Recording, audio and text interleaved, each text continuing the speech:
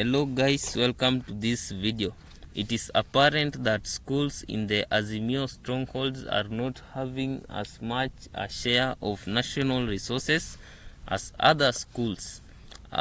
It was very recent that the governor of Nairobi County was seen weeping in public due to this resource crunch, especially in public schools. And most of these public schools are ironically located in Azimio strongholds. Now the question is the government trying to punish people that did not support it and rewarding people who supported it at the same time? It is on record. The deputy president Gachagua once declared that Kenya is a company, and we all know that a company operates on commercial terms, meaning that the company will want to reward people that support it and also at the same time punish those that do not support it, or withhold from rewarding those who do not support it. So I believe this is what is happening.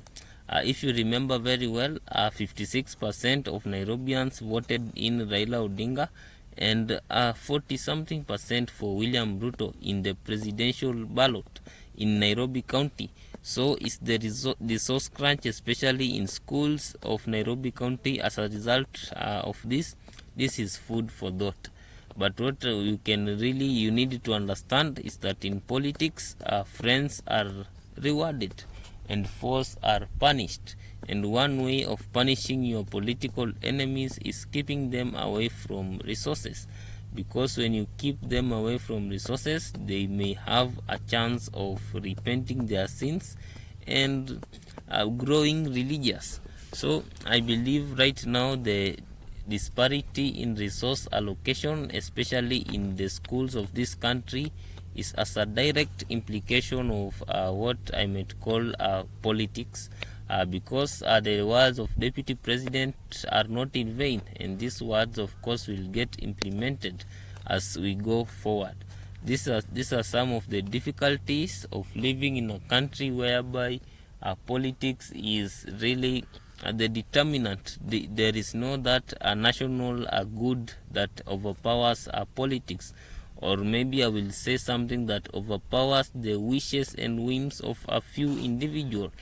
Because in Kenya, the trajectory of the country's development is in most times decided by a few influential individuals whose decisions really have a lot of large impact, especially on the rest of people in the country.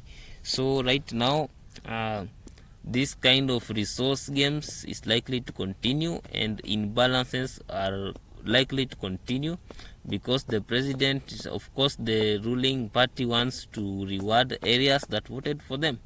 And also in the process of rewarding, remember, the national cake will be unevenly distributed, creating arenas of new conflict and new problems as we move forward in the 21st century.